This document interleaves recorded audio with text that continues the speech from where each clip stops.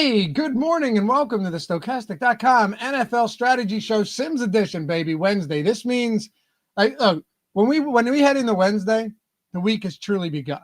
For me, it's like Sunday and Monday, I'm already betting the next week. I'm already looking at the DFS slate to prepare for Tuesday, throwing stuff up on Twitter with some of the plays that I like the most. But this is like we have the data, Greg. We have everything we need. Don't worry, you can drink that. I'm going to keep going for a second. I got you. We have some data, the preliminary run of data. I know this will change throughout the week. We'll have injury reports, practice updates. There's some significant stuff that we're keeping an eye on, but like some of the other spots that you need to keep an eye on, we don't need to, because San Francisco, where everyone's hurt again, they play on Thursday. You have a Sunday morning game where Dylan Gabriel's starting over Joe Flacco in London. So any injuries there are irrelevant. A Sunday game, Sunday night game, Monday night game. Point is, with 4 teams on bye, we only got 10 games this week on the main slate. Yeah, and the Sunday game's more regular now. We were talking a little bit about this yesterday or 2 days ago, but if you guys look at the NFL schedule for the next month, there's a Sunday morning game every single week. That's then crazy. you got like some holiday weeks in, December and November. But off the top of my head, it's something like 75% of the rest of the NFL weeks have a Sunday morning game, which we are covering on Live Before Lock. If you guys missed it on Sunday, before I do my lineup building portion, Josh is doing a showdown breakdown, just so we're covering all of it. But yeah, the result is that we don't have like 12, 13 game NFL main slates. A lot of these main slates are going to be 10, 11 games instead, which does cut down on some of the options, which personally, I kind of like that. For myself, I like it. I like it too. I'm a fan. Plan B smoothies. Loughy, I didn't get to see you yesterday. It was my birthday. You did tell me about this. You should have jumped in to first look, but happy birthday, brother. Let me figure out. You said send you I've never sent a super chat on YouTube. How do I send someone? How do I send I don't know how to do it. You guys can. I have no clue how to do any of this stuff. I've had the premium badge for, let's see how long. How long have I? 53 months, Greg. So I'm 7 months shy of 5 years we've been doing this almost. And I have no idea what to do. I just do it for the brand. So you guys tell me how to do stuff. I'm happy to do it. Otherwise, Plan B smoothies. Happy birthday, brother. I appreciate you. No, I don't even know how to send it in here, Plan B. You guys have to tell me how to do it. But anyway, interesting morning for me. By the way, that would actually be really funny if he's like, hey, it's my birthday. Can you send me money over YouTube? Yeah. It actually would be impossible, because you need a certain amount of watch hours, or you need a certain amount of subscribers, unless Plan B Smoothies just has a massive YouTube account that I don't know about. Let's see, how many subs does he have? 4 subscribers. Okay, not bad. You got like 5 less than me. I had an interesting morning, dude. I had a post-workout breakfast. I loaded the plate up, spilled it all over my shirt. But this morning it's like 6:30, making breakfast for the kids. My wife and I are in the kitchen before they get up. We try and have some things ready because they go to daycare today. And she's like, can you crack a hard-boiled egg for them? And I'm like, yeah, no problem. Mind you, Greg, I hadn't had a sip of coffee yet. I grabbed the egg, hit it against like this hutch thing that I usually crack them on and peel them over the trash can, and realized that I'd grabbed the raw eggs and just straight fucking cracked an egg all over the kitchen floor. So we're off to a good start. Off to a good start. Let's get into it. Glad to have you guys here. If you don't mind, atone for your sins this fine morning. Hit that thumbs up, subscribe to the channel, leave a comment down below. Let us know your favorite builds this week. I have a couple that stand out to me. I talked about them yesterday with Ben on the First Look show. We'll dig into them a little bit here, see how they sim out, because that's more important than anything going into a slate like this. But it doesn't mean that if something doesn't sim out well, it doesn't mean that it's not a good lineup. We were talking with Jeffrey. Who does like a lot of the data, but also he's the one that has designed a lot of these sims and come up with some of the great ideas that we have, Greg, within the sims and the single lineup sims. And you and I was late last night. We were talking to him about something as far as like the post contest sims go, and trying to make a, kind of like an explainer video or written piece to show people how to interpret that data. And he's like, yeah, there are going to be times where if you see a specific game that you think scripts out way differently than the odds do and the projections do, it may not sim well, but it doesn't mean it's not a good lineup. So I think that's something to keep in mind. Now, you can also get yourself into a lot of trouble that way, because unless you have a real reason to think that game plays out differently, you're probably just digging yourself into a hole. But the sims generally point us in the right direction. And last week, the data was on fire. Yeah, last week was probably the most screenshots I could remember seeing in an NFL week in quite some time. Pretty much everybody. Well, I shouldn't say everybody, because it's never going to be a 100% hit rate on any individual player, but pretty much all of the top scoring players were guys who the sims were pushing pretty heavily. Most notably Ashton Genty, who was showing up in so many of my lineups in the sims, and I wanted, honestly, not that much to do with playing Genty last week, but he was showing up in so many lineups in the sims that I just kind of got forced onto him by our data. And obviously, in hindsight, I'm pretty happy that did end up happening, because he broke the slate. He scored, was it 36 fantasy points or something like that. So there was a lot of the top players. Drake London was another one who had a big game that the sims were pushing. Stafford double stacks, which you and I also built on the show last Wednesday. Stafford with Nakua and Devontae Adams. That was getting pushed a lot in the sims. So all of the core pieces to win GPPs were getting pushed by the sims. And then as a result, there were just so many subs that were at the top of contests. I mentioned this to Ben on the show yesterday. Do you know the 400K spy, which we did not win, by the way? Maybe we'll have another. Oh, actually, we do have a bet that we could do this. We could do it this week, because we had the Kenneth Walker bet. We could do it again. This is true. Yeah, because Kenneth Walker, if you guys didn't watch the showdown live before lock that we did last Thursday, Loughy and I had a bet on Kenneth Walker's touches. It was the line was 15. If he had less than 15, I won. If he had more than 15, you won. If he had exactly 15, Eric had to cut his cock off. So what ended up happening was Kenneth Walker finished, I think it was with 19 touches that game. He won. So I owe you another $100 spy entry. So we'll do it today, man. We'll see what we can do. It'll be fun. But yeah, how about this? The winner of the spy, the 400K spy, did not have Ashton Genty. And in the fair catch, the $12, it's like a large field single entry, usually like 15 to 20K up top.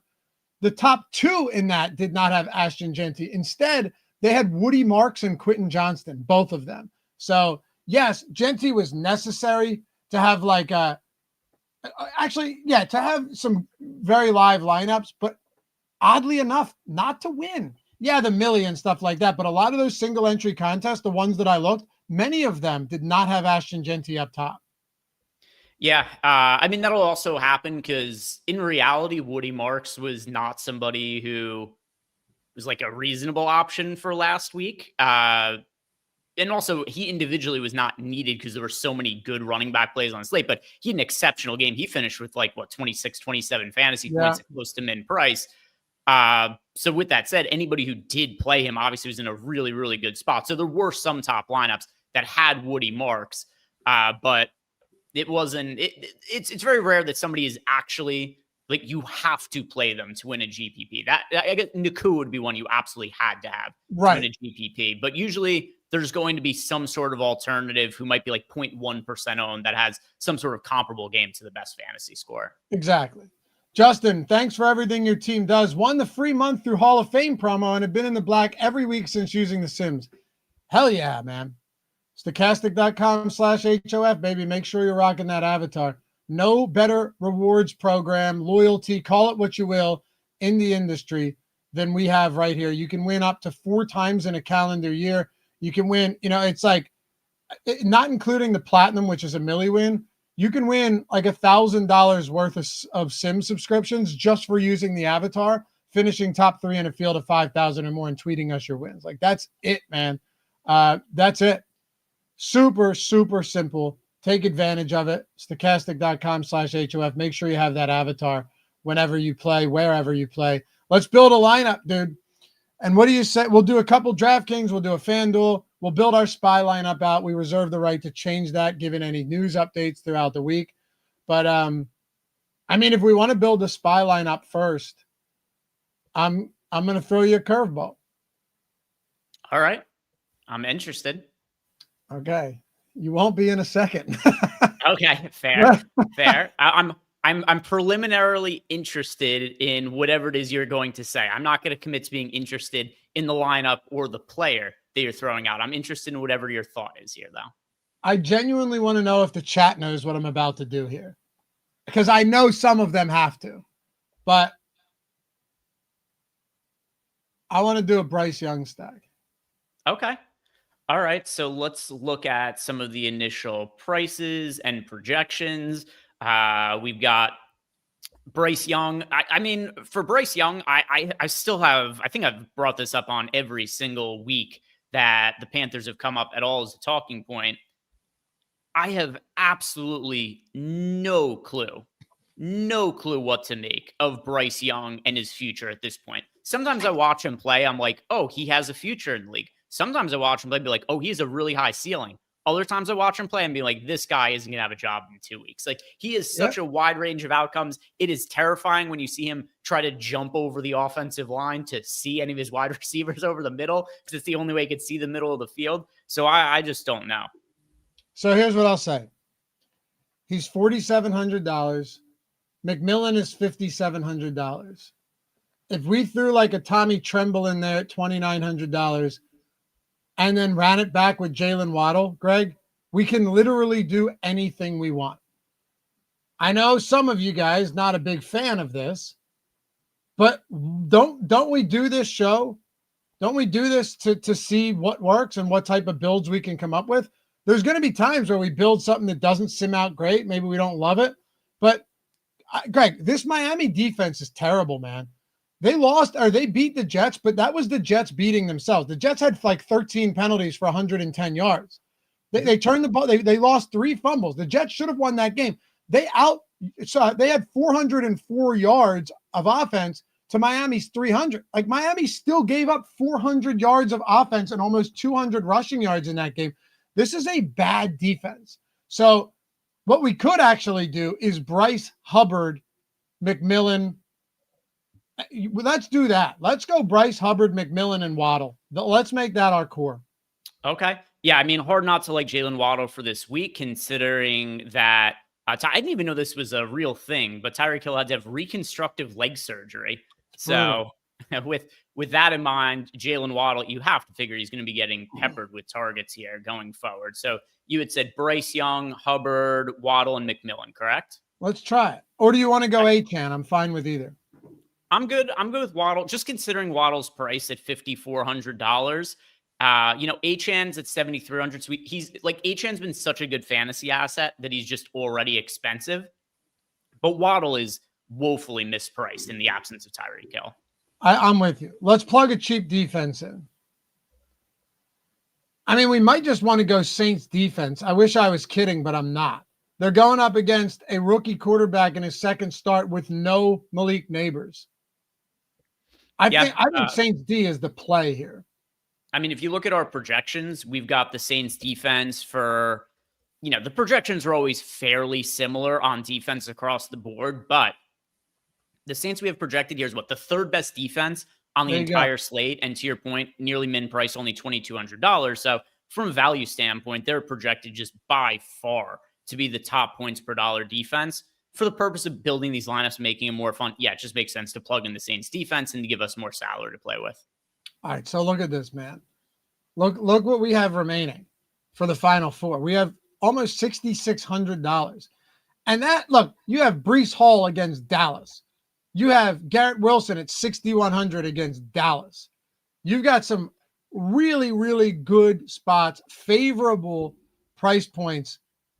We can essentially do whatever we want. Now, I will point out to you guys that you don't have to go Bryce Young. I just want to see how this plays. This might not be the spy lineup. I'll decide when we decide. But what I'm getting at is this shows you what you're capable of doing. You can go cheap. You can go with other cheap wide receivers as well. I think there's plenty of them that make a lot of sense. I think there's, cheap tight ends that make sense, cheap running backs that make sense. but I do want to see how this one looks, Greg.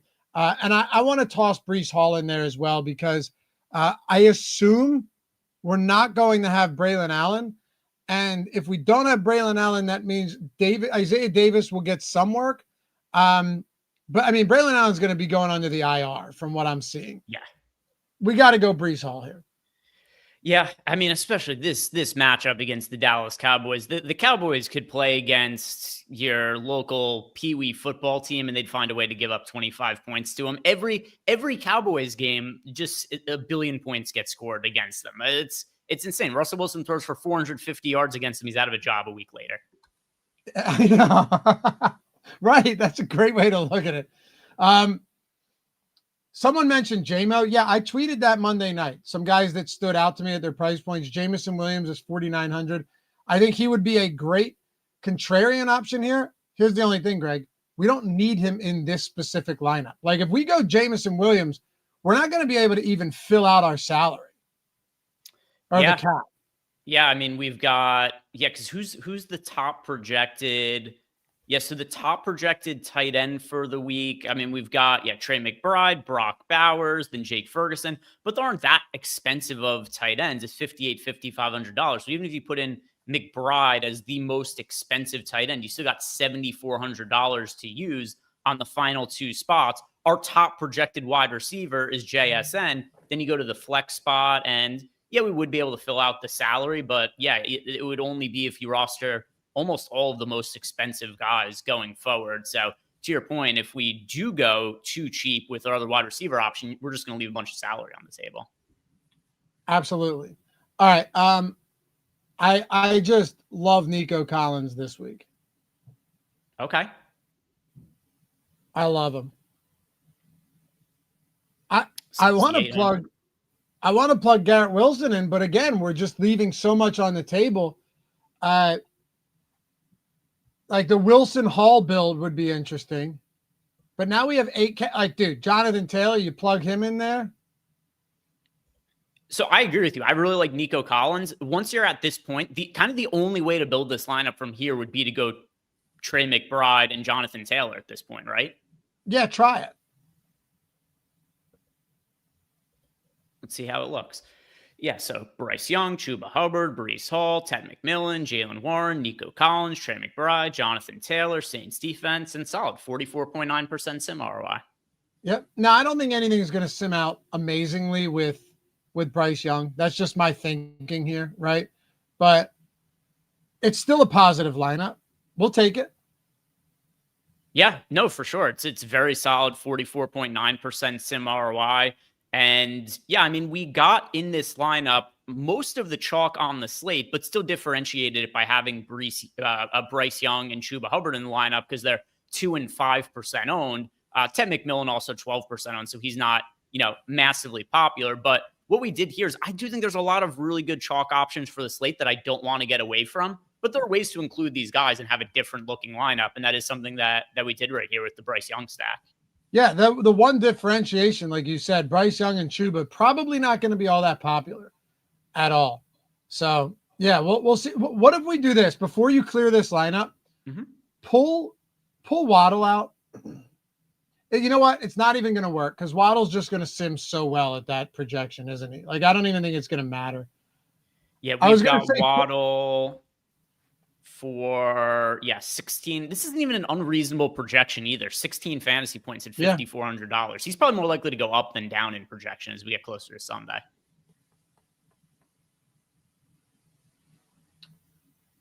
And we'll try it with Achane and Waddle, no Chuba.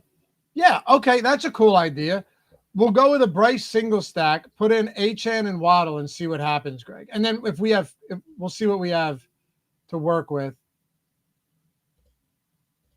Yeah, I'll take out the other guys that we filled in with. So I took out Nico Collins, Trey McBride, and Jonathan Taylor. So then at running back, we'll plug in Achane. So now we've got Young, Achane, Hall, McMillan, Waddle, Saints defense. You want me to just complete the lineup with the optimizer? Yeah, why not? All right, what comes up around these guys? We got JSN in the lineup, Brock Bowers, and Amarian Hampton. Hampton looked really good against the Giants. He looked like a different player than he looked like in the first few weeks of the season. Maybe a little bit more confidence too, just because he knew that he was going to be the guy. He didn't have to look over his shoulder to see if Najee Harris was coming in the game. He ran all over the Giants and is still modestly priced at 6,500. Let's see how it looks.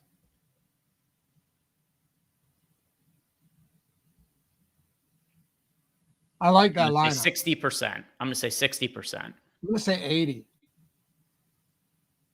Oh, we both undershot it. 90. Wow, 90. There you go. Okay. So the pulling Chuba there, and you're basically, you have a skinny stack plus a double run back. I like that. I like that a lot. Quite a bit. All right, you're up. What do you want to run next? All right. So let's try to deviate a little bit here. And I am going to go with a spot that I think a lot of people are going to be interested in. But we would be remiss if we did not make a jet stack going up against the Dallas Cowboys defense. And I want it though with Fields, Hall, and Wilson. Yeah, so this is far from contrarian. We've got an 8% on Justin Fields. We've got a 24% on Breece Hall at wide receiver. We've got Garrett Wilson, he's 14.5% on right now. That's going to come up as the week goes on. This is going to be the most popular stack on the entire slate, which still is all the more reason that I think we should build it out here just to see what these look like. Because, yeah, I mean, we've talked about how bad this Cowboys defense is. The Jets' upside, it is massive in this spot, especially because while the Jets' offense has been underwhelming, to say the least, so far this year, the production's only coming from a few guys, and the fantasy production has been as bad as the Jets have been and as bad as their offense have been. Garrett Wilson is overall having a pretty good fantasy season. Justin Fields is having a pretty good fantasy season. And so is Breece Hall as well. These guys are still producing from a fantasy standpoint. They are. And Emwald said add Mason Taylor. Coach Speak has been awesome and role was great. Yeah, like I don't care about Coach Speak, but his role has been much better. I talked about it at length, Emwald, yesterday on the First Look show, that you saw like a semi-breakout game from Mason Taylor in that one. 81% of snaps as well. He's always on the field. The first 4 weeks of the season, he's been on the field because who else are they going to throw out there? You know, Jeremy Ruckert, Stone Smart. These guys, it's not happening. But I like him. He's I think $26 or $28, $2,900. He's very cheap. I don't want to throw him in this lineup. He's $2,800. Yeah. I'm not going to throw him in this lineup only because Justin Fields' mobility, I don't want to triple stack with a running back and 2 pass catchers, given Justin Fields' ability to run. So on this one, we're just going to go with this. Do I have an issue with Mason Taylor? Absolutely not. He doesn't really fit this build, though. The only issue I have with him is I find it so corny that if you guys don't know, his dad is Jason Taylor, NFL Hall of Famer. To have your dad be Jason Taylor and he names his son Mason, it is so goofy to me. It really bugs me. That's the one thing. That's the one issue I have with him. Yeah, okay. Just name him Jason Jr. at that point and call him JJ. Why do you have to go Mason? Well, his other brother is Chasen. Yeah, it's stupid. I'm joking. That's not true. But it's probably true. It probably is. But Mason's at least a normal name, right? Like he didn't try and do something crazy. Let me check. You know? I'm checking his siblings' names. It's not like you being Greg and naming your son Leg. You know, like there's, or you could go Peg if it's a girl. But that's what Eric calls me. Yeah, so he has a brother named Isaiah Taylor. So they gave the other brother a normal name. Jake DeWitt said the same thing about Leg. I didn't even see that comment until now. That's great. Yeah, Mason's a nice name. It's a normal name. Jason and Mason. He for sure did it just because it rhymes with his name, though. You think so? Yes. Okay. Anyway, we got that built. I don't want to just fill the whole lineup out yet, though. Okay. You can go with a Pickens run back. I think that makes a lot of sense. He's actually not projecting that well, which is a little bit surprising to me. What are his initial projection or his prop lines? We could also make it a full game stack. We could throw Jake Ferguson in here as well. We could throw Javonte Williams in here also at $6,200. What are the props like for this game?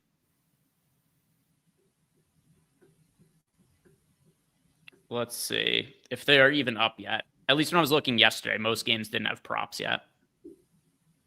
Yeah, there's no props up for this game. So no, I didn't think so. So hard to say. All right, so man, Mason Taylor's mom is hot though. Which is because I don't know which one is. I think Jason Taylor's had multiple wives. I don't know whose mom is whose. Well, I looked up Mason Taylor mom, and I mean that's your first go-to lookup. Yeah, because if you look at Mason Taylor and you look at Jason Taylor, Mason, let's put it this way, Mason clearly looks more like his mom. Yeah, you wouldn't have Mason and Jason, other than their stupid names. You wouldn't have them pegged as being related. They do not look alike. No, they don't. That's why I looked it up. Anyway, we could go double run back here. Throw Nico in there as well. All right, we'll go to Nico Collins. Nico's going to make or break my week. I just love him this week.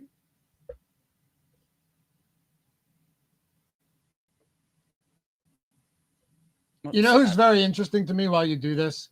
Saquon Barkley. Like, what do we have his projected ownership at? 14%. We don't have, see, I think I'm thoroughly unconvinced that Barkley comes anywhere close to 14%. So I'm not going to plug him in here. His ownership is coming down, man. I would be shocked if he's close to that number this week. You have Gibbs against Cincinnati. You have Taylor against the Raiders. You have Breece Hall against Dallas. Devon Achane with no Tyreek Hill. Ashton Genty coming off a huge game. Marion Hampton.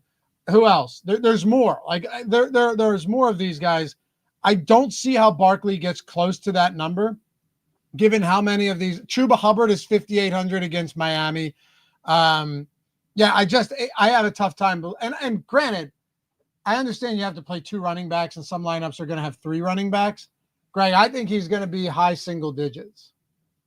Very possible. The one thing I would add to that is we already have Taylor, Achane, and Hampton projected for a ton of ownership. We've got Taylor 34%, Achane at 34%, Hampton just under 30%. True. So we've already got those guys projected for a good amount of ownership. I don't think they're going to get to be all that much more popular than that. However, Breece Hall 24%, that is also still a pretty decent chunk.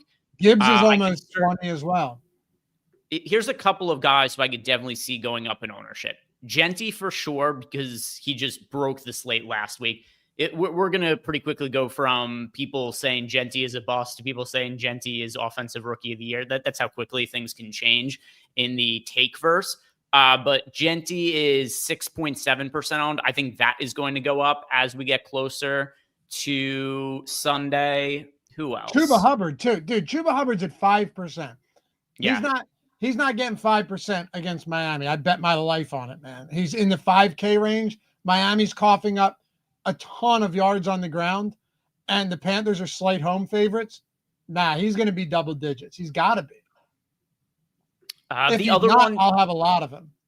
Here's one that it's impossible for us to take into account, but actually, no, Woody Marks is going to be more popular than 2% owned. I think Woody Marks ends up starting this weekend, and then we see his ownership go up a good amount. Yeah, I can see that. By the way, a lot of people asking us to play Montgomery. I mean, he's Dave. I don't love David Montgomery this week, and if you love David Montgomery this week, go ahead and play him. And the price is fine, but he's still sharing a backfield, and as much as I like him, he's not heavily involved in the passing game. Jahmyr Gibbs is there. Amon-Ra St. Brown, Sam Laporta, Jameson Williams. Like, there's so many different bodies that can catch the football, that can move the football, that get touches on a slate where you could be like, okay, give me all of the touches from Chuba Hubbard or Barkley, most from Devon Achane with a heavy featured in the passing game, everything from Jonathan Taylor, from Amarian Hampton, even Cam Scatterbo against New Orleans, everything, not everything, but most from Breece Hall with Braylon Allen going on the IR. It's just the path to get to Montgomery is tough for me this week. If you do it, you're going to have leverage over the field if he does well. I'll tell you that much. The other one, too, that's really hard to take into account right now, Rachaad White is $4,700. I tend to think Bucky Irving doesn't end up playing this weekend, just based on what we've seen online. So, so Rachaad White at $4,700, he is also somebody who's potentially going to be very popular. All right. Should we round this out, or do you have anyone else you want to add in there? No, I'm just going to lock in the core pieces in case we want to make any changes. So I'm going to lock in Fields, Hall, Wilson, and Ferguson for now. We could take out Pickens if something else ends up looking better. This lineup doesn't sim out quite as well, but I'll complete the lineup, see what we get around these guys. Hampton, we got Jacoby Myers in the lineup, the Saints defense. Yeah, I'm good with this. Let's run it. Let's do it. Michael Taylor says, blah, blah, blah, play both Detroit running backs. Yeah, dude, go for it. I'm not setting your lineups. I mean, I think it's super suboptimal to play both Detroit running backs in this game. But David Montgomery's touch counts this season are 9, 13, 12, and 15. Like, if you want that, go for it. I'm not stopping you, but it is a super loaded position and everybody's underpriced. 81.5% sim ROI. Looks pretty good. Yeah, we'll take it. I like that. This is about as popular as a lineup could be at this point in the week, but it is coming out. It is coming out well. We've got 3 players under 20% owned, and one of them is a 14.5% owned Garrett Wilson. Yeah, and Fields is going to come up. I think Pickens comes up as well, for sure.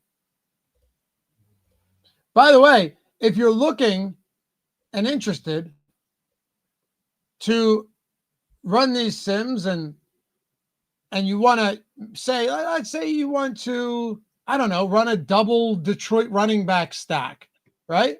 Maybe that's the approach you want to take. Fine by me. Honestly, I'm all about it if that's the approach you want to take. Go get the sims for free if that's the case. Go get them for free. Do essentially nothing. Use the link in the description, right? That says sign up with any of our sportsbook partners or pick'em sites, by the way, if you're in a non-legal betting state, and just go get the sims for free. Do it. And then you can talk shit to me afterwards. I'd be all about it. You see this? We just added Onyx. You spend $10 on Onyx, you get $100 in Onyx cash, which is the equivalent of cash. You can bet with it just as you would any other money. Click claim offer, sign up, place a minimum deposit. That'd be $10. You spend $10 on Onyx, and it's a great place to do it too. 40 plus states availability. It's a sweepstakes book, which means I in Pennsylvania can actually bet college football props, which is awesome. Choose any, click claim offer, sign up, deposit. It's 5 or 10 minimum on all of these books, right? Or all of these sites. Some of them actually are $5 minimums. After you place a bet and it settles, simply email us at support@stokastic.com with screenshots of your welcome email and your first settled bet or lineup if it's a pick'em card, and tell us what you want. That's it. If you wanted to free roll the entire month of the NFL season, you could click claim offer on 4 of these. Right? Make your minimum deposit. Let's say 3 of them are 10, one of them's 5. That's $35 you spent. That means you have already $100 in Onyx cash. So that's one. Here's another one. Like better, $200, free $10 when you get it, and a deposit match up to $200. FanDuel, you're probably on there already. This is the best one. Bet 5, get 300 in bonus bets. But all of these have either a deposit match or bonus bets offer, and you're free rolling the entirety of the season. So each one equals a free month of the sims. Just email us after you've done it with those screenshots. I know a lot of you guys in chat every day are telling us that you've done it. Yeah, that's it. I mean, I got this DM the other day and he actually tweeted it, Greg, but I thought it was pretty awesome. It was Pedro and he goes, been watching Loughy and crew for a while. I play low stakes for fun. Got a month of the free Sims core with the sleeper sign up. 2 weeks later, this happened. Was leading the pack for a while. C-Mac screwed me, but I forgive him. First of all, there's 3 Stokastic avatars in the top 5, but a $300 bank for a guy that played $1. These are 4 quarter entries. So if you're someone that's like, damn, I'm not sure I can spend the full price on the Sims every month, right? I'm a low stakes, micro stakes player. You can spend a few bucks and get these tools and then take them to these low stakes streets where you're going to have a massive advantage over the field playing in the quarter jukebox against people that don't know what they're doing. Not only is it a way to utilize excellent tools, in my opinion, the best out there at virtually no cost, but also getting distinct advantage over a field of people who, Greg, probably don't know what the Sims are and have no idea what they're doing in general. Yeah, one thing I want to show you guys too is we do have our contest archetype, which if you guys see here, when you're building out lineups in the contest generator for the Sims, and logged myself out here accidentally. So what you guys will see here is that even if you are somebody who is playing, $1 or you're playing for, 50-cent contest, we have settings specifically made in the Sims for lower stakes contests. So not only are you going to have a leg up on the field by using these tools, but we also have ways that we have our ownership projections catered specifically for that contest. So if you're playing in the quarter arcades, the dime times, go and run lineups in the contest generator on the low stakes setting, and you're going to be getting even better results for those specific contests. Yeah, man. So that's how you do it. Link down there. Binking, Loughy, we're just engaging. Nobody's talking shit. No, dude, I love it. Please keep it up. It makes the show way better. But I have to respond. Gotta respond with a little fire in my belly. Maybe, but anyway, should we go FanDuel here? Yeah, we can go over to the FanDuel side of things now as well. And it's one thing that kind of quietly went away from FanDuel last year that brought up a lot of consternation a year ago is they did get rid of the Sunday Night Football game from the main slates. And that's something that, people complained a lot about last year, and then it just hasn't been a talking point so far this year. So a couple of things. If you guys haven't been playing on FanDuel this year, number one, the Millie Maker is overlaid every single week so far this season on FanDuel. And then 2, they also have contests with guaranteed overlay. Where they set it up specifically so that even if it fills, they're still putting extra money into the prize pool. So there's been a lot of value over on FanDuel if you guys aren't checking it out. So just wanted to let you know about that in case there's value you guys are missing out on. But let's go ahead and build some lineups for FanDuel as well. Binkin asks, how do you see the Saints offense doing this week? I don't know, man. I don't love them. I actually have some respect for the Giants defense. I do have some respect for that defense. Hampton looked good against them last week, but I don't really want to touch the run game. The whole reason I liked Kendre Miller ladders last week was because I just feel like, Alvin Kamara has no future in New Orleans. I think they end up trading him, Greg, to a team that needs a running back. And if that's the case, why not just give Kendre Miller more work? That doesn't mean this week it's going to flip and it's like 80-20 Miller, but we did see a big workload from him last week. They ran for almost 200 yards against the Bills. I don't really, on a week like this, similar to what I'm talking about with Gibbs and Montgomery, albeit much better team, much higher implied total. They'll definitely score more points. I'm not really in the business of trying to figure out, we already have to figure out which running backs on a slate are going to be good for us. But now I have to figure out which running backs on the same team are going to get the work. So I'd go to Olave. I have no problem with Juwan Johnson just because those guys are cheap. I don't love the Saints, though. Yeah, also, I mean, I know the Giants are generally a little bit, the Giants aren't going to be good this year, but they're actually building a young core and pieces where it's the Neighbors injury is a massive disappointment, but you could see the pieces coming together for the Giants. If Neighbors able to return to full health next year, obviously that's a core piece. Jackson Dart looks like he's going to be a core piece. And then on the defense, you've got Kayvon Thibodeau, although there is some rumors the Giants are going to end up moving off of him, but at least for now, Thibodeau, Abdul Carter, Burns, they have individual talented pieces It's just not something that's totally put together at the moment. So, yeah, I agree with you. I think the Giants defense is probably a little bit better than what they've showed so far through the first few games of the season. Greg, how do you create a small pool of players for the contest generator? For instance, I want to build using just 3 QBs, but I have been using the lineup filter. Is there an easier way?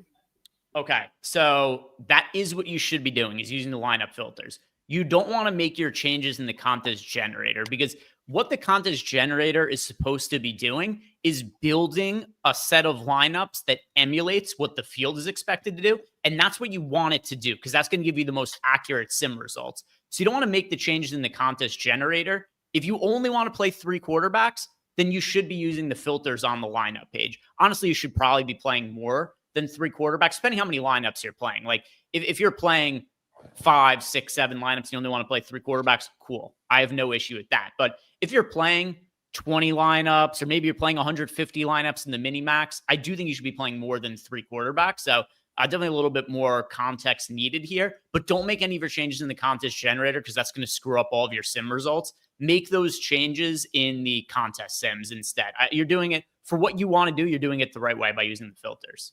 Yeah, think of it this way, Eric. The contest generator changes are going to tell the tools what to do with the field or with the lineups that they're about to build out, which are lineups that are supposed to replicate a field. Once you're in the pre-contest simulator, you can make adjustments and tell it what your exposure looks like. So think about ownership for the contest generator and the pool of lineups, which you'll be pulling from. But the pre-contest simulator is where you can actually adjust your exposures. So, yeah. Do you recommend late swap, using late swap every slate for all contests? Great question, Frank. And just going with what it says to do, how close to the start of the late games do you need to wait to run? This is a great question, Greg, because a lot of people don't utilize late swap enough. Yeah, so every football is, and I know that this is going to be a football-specific question, but football is different than, say, like basketball. Like basketball, it's pretty imperative to late swap just because so many things change.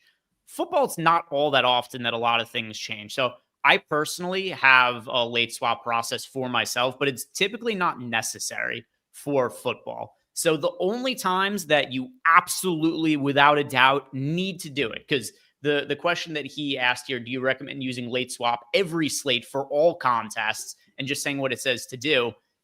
The times I recommend you do it are when there's news that drastically changes the slate post lock. Somebody gets ruled out. There's a difference in a starting, like there's a different running back, say. I don't even know all of the. Okay, so here's one that could be a very relevant example for this weekend's game. Right now, Bucky Irving is, from what we know, he's dealing with some sort of foot/ankle injury. He got a first opinion on it. He didn't like that opinion, so he's going to get a second opinion. That very rarely means something good. It's true. It's infrequent that somebody goes to a doctor and the doctor says everything looks good, and they're like, well, I'm going to go see another person. Yeah. Typically, it means he got some sort of opinion where the doctor recommended that he sit out a set amount of time, and he was like, let's see what another guy has to say. So anyway, this game starts at 4:00. Let's say that Bucky Irving ends up being a game time decision. His ankle is feeling sore. They want him to warm up and see if he's able to play. You might go into these 1 p.m. games not knowing if Bucky Irving is going to be in or out. And this is going to impact multiple things. Number one, a lot of people are probably just not going to want to play Bucky Irving because he's questionable. But also, in the event that he's out, Rachaad White at $4,700 becomes a top value play on the slate. So in a situation like this, where if Bucky Irving was questionable, once you get that news and projections get updated, then you're going to want to run late swap for the late slate. But you don't have to do it all the time for every single contest and every single slate. The times I recommend doing it are going to be when there's late breaking news. Yep. Or if you're able to like reverse engineer the lineups ahead of you and you realize that you all have the same players and you're blocked out. That's different. But that's different than running the late swap as well. So like you're going to have to make some personal decisions there. Anyway, what do you want to build for FanDuel here? Where are we seeing the best value?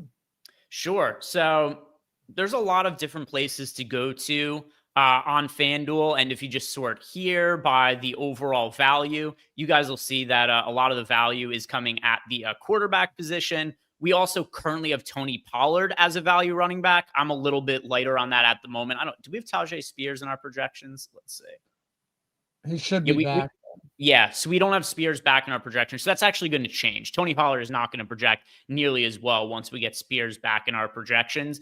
But on the other side of the game, there is a running back I like a decent amount from the Cardinals side in Trey Benson, who I think people are maybe a little bit sour on just because it was DeMarcado who scored the touchdown in the fourth quarter and not Trey Benson. But Benson, until the Cardinals got into that 2-minute drill sort of situation, Benson was playing a ton for them. He's involved in the run game. He's involved in the pass game.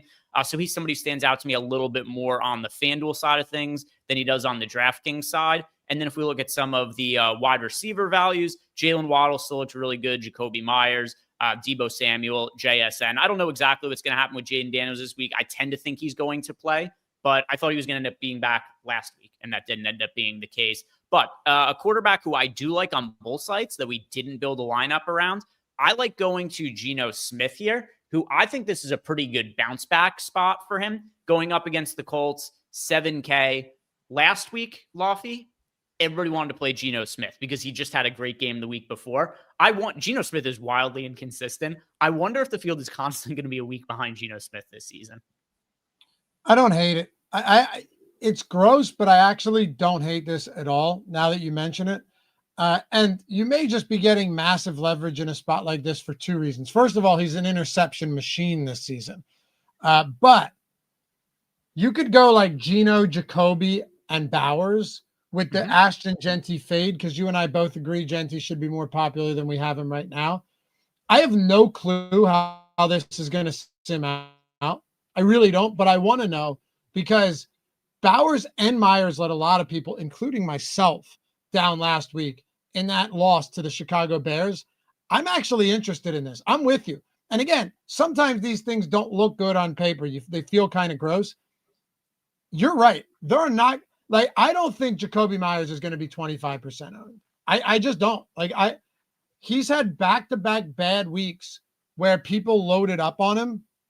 I think there's going to be plenty of negative sentiment coming in on Jacoby Myers, who quite frankly hasn't had a decent game since week 1. Yeah. So one other thing that I always like to think about too, oftentimes some of the best options to be rostering are the guys who project really well and are expected to be really popular on our first run of projections. And then assuming that there isn't any sort of injury situation involved. So guys who come out projecting really well on our initial run of projections and then dip over the course of the week because of public sentiment, prop lines dropping. There's a lot of times a good reason that we project somebody to be scoring a lot of fantasy points early in the week. So Jacoby Myers, he's going to end up projecting, I'm pretty sure, for less fantasy points and less ownership as we get closer to Sunday. But I'm probably going to be more aligned with our initial projections here because I do think that Jacoby Myers is somebody who should overall have a really good fantasy season. It's just going to be inconsistent because Geno Smith himself is really inconsistent. We've seen it week to week. Geno Smith, oh my God, he broke the slate. He scored 30 fantasy points. And then the next week, there's 3 interceptions. He's dog shit. The Raiders offense generally looks terrible throwing the football.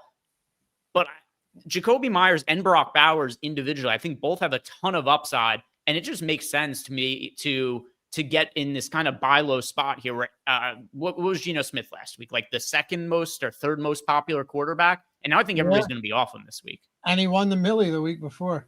I want Jonathan Taylor in this lineup. Now, I wouldn't be opposed to Michael Pittman. I liked a lot of Pittman last week. He was fine, not great, but thought it was a pretty exploitable spot. Good thing he ended up scoring. But you have Pittman. You have Tyler Warren. I don't know if Pierce is going to be back after the concussion, but those guys all look good. Let's go with Jonathan Taylor here, though. Because you could play the game script of Jonathan Taylor just runs all over Vegas, and then they're forced to come from behind, Greg, which to me is very interesting. I've got some little bit of breaking news of some sort here, kind of correlated to what we were talking about, but we've got Greg Allman, who is a Bucs beat reporter, said not looking good for Bucs running back Bucky Irving, who had a boot on his left foot and was on crutches at today's walkthrough. Focus on Rashad White and Sean Tucker for Sunday in Seattle. I think Bucky Irving could be out for a little while. Do you remember when that dude won the Millie last year with Baker Mayfield, Chris Godwin, Mike Evans, Bucky Irving, and Rashad White. Or no, I'm sorry, Sean Tucker. And Yeah. Sean Tucker was literally like 0.01% owned and had a monster game in a blowout win over. Help me out, friends. Who was it? I'm pulling up his game log right now. Don't tell me yet. Don't tell me. Don't tell me. Don't tell me who it was. If you think critically, I'm going to give you some time. If you think critically about it, the answer is very obvious. Yeah, I want to say it's a divisional spot, right? Like, am I right about that? Yes. So now I'm getting a little bit exactly. Yeah. Yeah. So that's why I was like, if you just think about which team it was most likely to be, you were going to land on the answer. Right. Like they play them twice. They suck. Yeah, for sure. Okay. 14 carries for 136 yards and a touchdown, 3 receptions for 56 yards and a touchdown.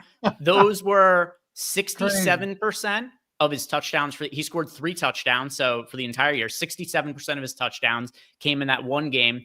50% of his receiving yards came in that one game, and about 50% of his rushing yards. So you had something like 60% of his fantasy points for the entire season came in that one game. Amazing, dude. So now this is even, and we don't have it updated yet, but I'm telling you guys that the information here will be just as valuable as it is when we update, because I think Greg's right. This now gives us enough information to pull Bucky Irving from the projections and boost Rashad White. But Greg, just to point it out one more time, where you already have some underpriced running backs, now you have what is very likely to be a big workload for Rashad White as well.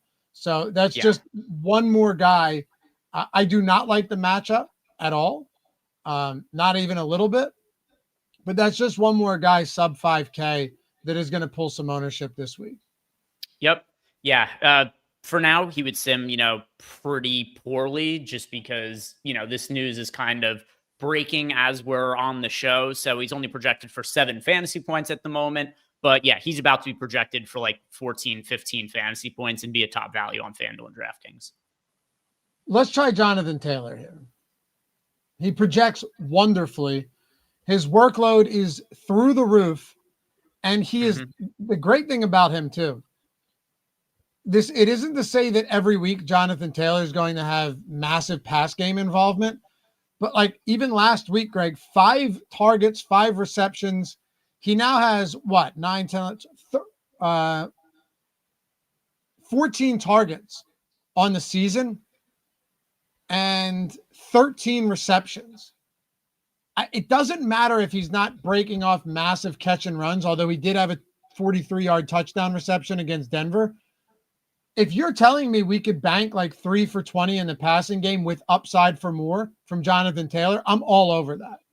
Yeah. And then, I like Jonathan Taylor no matter what this week. He's my favorite pay up option. It's convenient. He just fits into this lineup as a run back as well. Oh, and that's what I'm saying. Yeah. Like you get him as the run back. If Jonathan Taylor stomps him out and then Geno has to play from behind, because that's what happened. If you actually think about the Washington game script. That's just, I'm thinking about this now. That was JCM, Chris Rodriguez, Jeremy McNichols. That was with Mariota. They just ran all over them. And then Geno was forced to go from come from behind mode and throw a ton. That's exactly what happened in Washington. Yeah, it could be a very, very similar game script. I don't believe the Colts are as good as they've shown through the first few games of the year. I don't believe it for a second. I do. I absolutely do. I think the Colts are a really good team. I've seen enough of Daniel Jones over the years to know that he could be fool's gold at times. You've seen Daniel Jones with the worst offensive line in the league for 5 straight years. This is also true. I mean, this is a top 5 offensive line. I buy it. I buy. Am I saying they win the Super Bowl? Absolutely not. Do I think, to your point, eventually Daniel Jones in a big situation, makes a mistake and it ends up, yeah. But I really just think it's massively different behind that Giants O-line and behind the Indy O-line. And had it not been for Adonai Mitchell with the fumble into the end zone and the holding penalty on the Jonathan Taylor run, you're probably looking at a 4-0 Colts team, and people are singing Daniel Jones praises more. I like him. I do. But I think regardless, you like this build one way or the other, whether you buy into him or not. Yeah, like the build one way or another. Daniel Jones also, like last week was the first time of a little bit of regression to what you had said. If Adonai Mitchell doesn't have one of the dumbest fucking fumbles you've ever seen in your entire life, which also ridiculous play to even get there. At the spin move he had to create space and get to the goal line, then he just drops the football as he's crossing the end zone. But yes, Daniel Jones' stat line does look considerably better. He still did throw 2 pretty poor interceptions in that game, though. He's going to, but also they were still positioned to win the game. Yep. If there weren't some mistakes. What do you say? Like Breece Hall, Garrett? What's Garrett Wilson's price? Yeah, Garrett Wilson is also pretty reasonably priced over on FanDuel. We've got him at, where's Garrett Wilson? Yeah, Wilson is, I forgot. He is, I don't know. I must have been remembering last week's price on him or the Monday Night Football price, but he's $7,800. FanDuel did a better job of pricing him than DraftKings did. Yeah, I say we take him out and play $8,100 Nico. We could do that too. I mean, look at Nico's price, man. He's only $300 more. He projects for 3 more fantasy points. I like Garrett Wilson a lot, but Nico, I think, is actually probably underpriced here in this match. Baltimore's defense, their secondary too. This is bad. And great. I don't know if you pulled their injury report up for this week. Like Madubuike is already done for the year.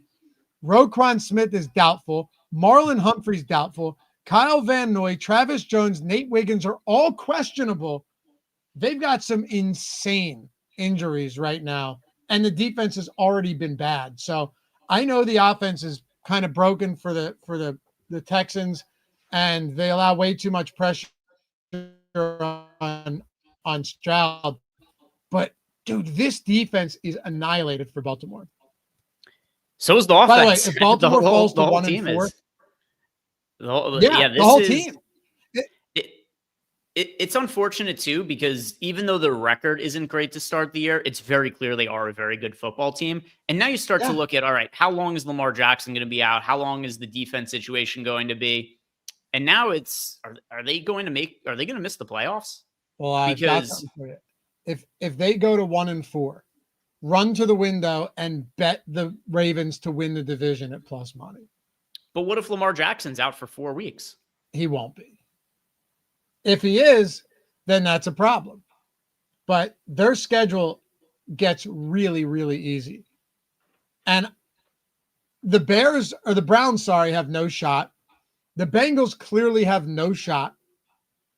The Steelers are 3-1 on a bye, but they still have to play the Ravens twice. And I think the Steelers are a paper tiger. I don't buy into the Steelers. They should have lost to the Patriots. They went up against Carson Wentz last week, right? Like they played the Jets in week 1. I don't think the Steelers are a good football team. And if I can get the Ravens at plus money to win the division, if there's word that Lamar is going to be okay, Chris Longo, Steelers are legit. No, they're not.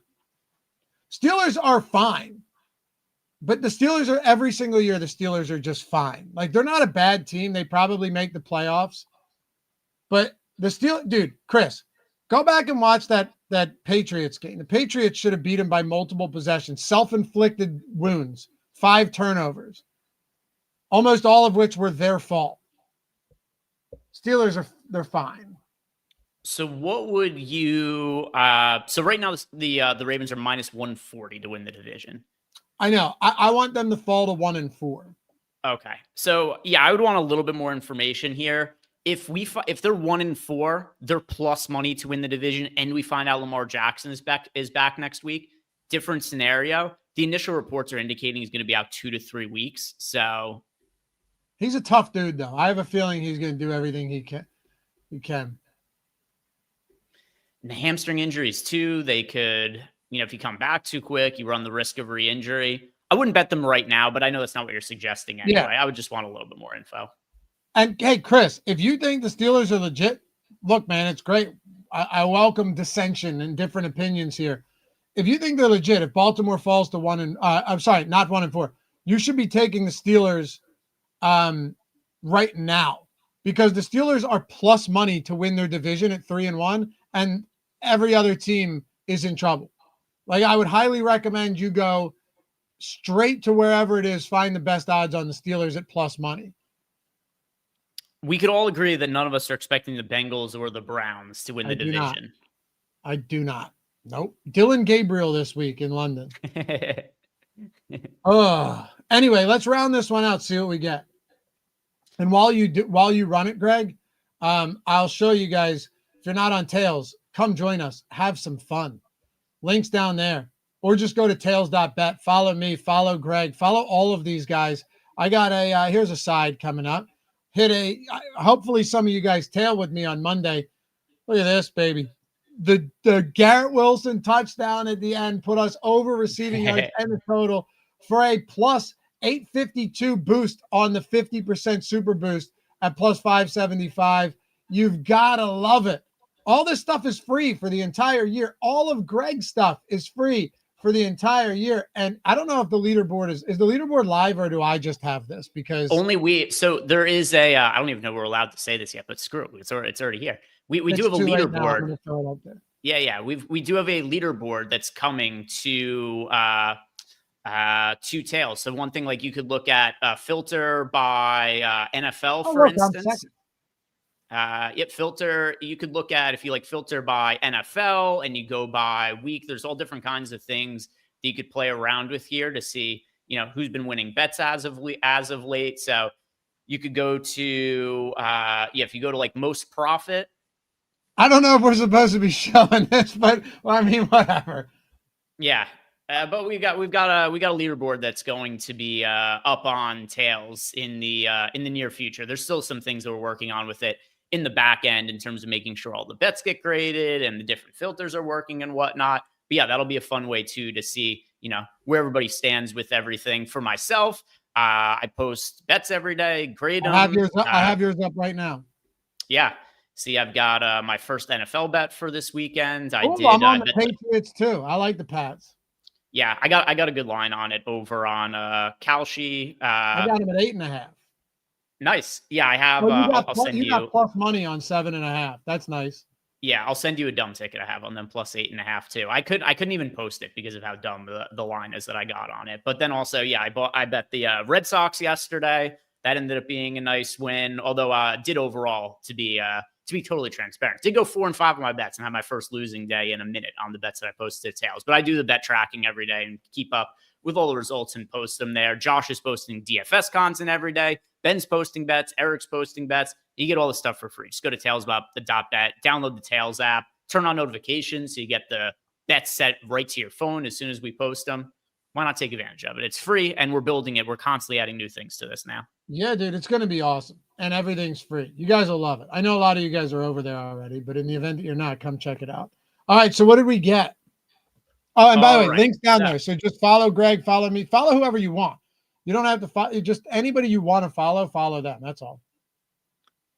All right, so running the sim now, I filled out the rest of the lineup with the optimizer. We got Geno Smith, Jonathan Taylor, Breece Hall, Nico Collins, Jalen Waddle, Jacoby Myers, Brock Bowers. Deebo Samuel is still only $6,400 over on FanDuel, and then the Saints defense as well. And yeah, look at this, 137.2% sim ROI. That's a beauty.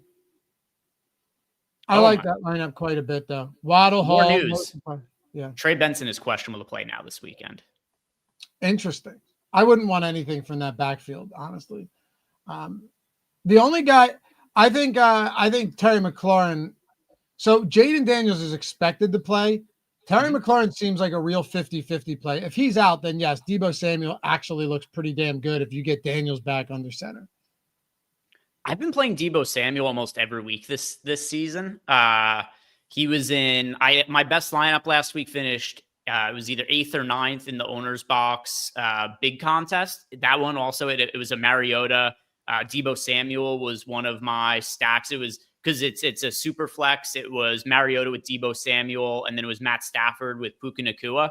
I've landed on Deebo Samuel almost every single week this year in some way or another, and I'm going to keep riding him. He's been performing pretty well for the Commanders, and the field hasn't really been getting there. Obviously, if there is no Terry McLaurin, that becomes a little bit more obvious. But even outside of that, he's been way more involved in the Commanders offense than he was last year with the 49ers offense. The one caveat being the game 2 weeks ago against the Raiders, which was a total blowout. He didn't get as many touches in that game, but week 1 against the Giants, 10 targets for Deebo Samuel. Week 2 against the Packers, 8 targets. And then last week against the Falcons, 6 targets and 3 rush attempts. If he's going to continue to get 8, 9, 10, 11 touches per game, I'm going to keep wanting to play Deebo Samuel. I'm with you. And yeah, the reason the Arizona backfield, like if Benson's out, you have Amari DiMercado, but also Michael Carter probably gets worked in and stuff. I don't know. Well, we can talk about it. It's possible, they're big favorites over the Titans. That could make sense. I'll also wait to see what the props look like on these guys. You've got them. You'll have them at Pick 6 as well. Sponsor of today's show, Greg. And again, I think they'll give you a lot of opportunities over there. Are the Pick 6 lines static or not? They move. The Pick 6 lines do move. So they are ones that you normally want to try to get on a little bit early when it comes to Pick 6, but they lock in where you get them, correct? Like they correct. don't. Yeah, they lock in where you get them, but then they move over the course of the week. Yeah, that's solid. They used to do it where they just posted the initial lines, and that would just be the lines for the contest.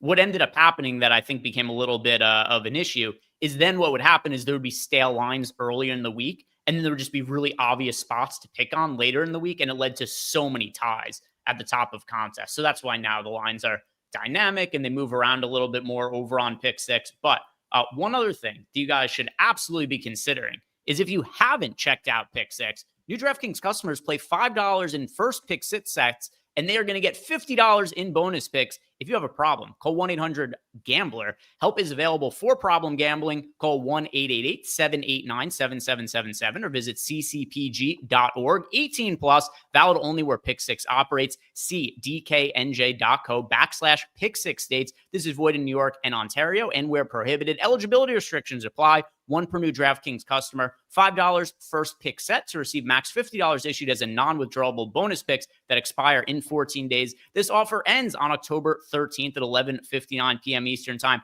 Terms and conditions can be found at pick6.draftkings.com/promos. This is sponsored by DraftKings. Go hang out over on Pick 6 and go hang out over on the MLB Live Before Lock show happening right now with Josh Engelman right here on the channel. 1 o'clock start time today. You'll have us tomorrow, strategy show, Thursday Night Football Showdown. Greg and myself on Live Before Lock. We got you covered across the board. We'll have MLB content once again on Thursday, and we will see you guys back here for the next one. Bye-bye.